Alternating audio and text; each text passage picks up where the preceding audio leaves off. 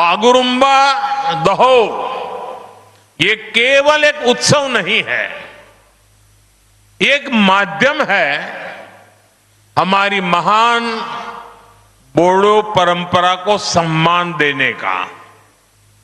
ये एक माध्यम है बोडो समाज की महान विभूतियों को याद करने का।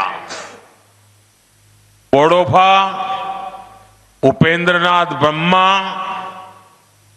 गुरुदेव कालीचरण ब्रह्मा, रूपनाथ ब्रह्मा, सतीश चंद्र बसुमतारी, मोरादम ब्रह्मा, कनकेश्वर नरजरी, ऐसे अनेक महान व्यक्तित्व रहे हैं जिन्होंने सामाजिक सुधार, सांस्कृतिक पुनर्जागरण और राजनीतिक चेतना को मजबूती दी है।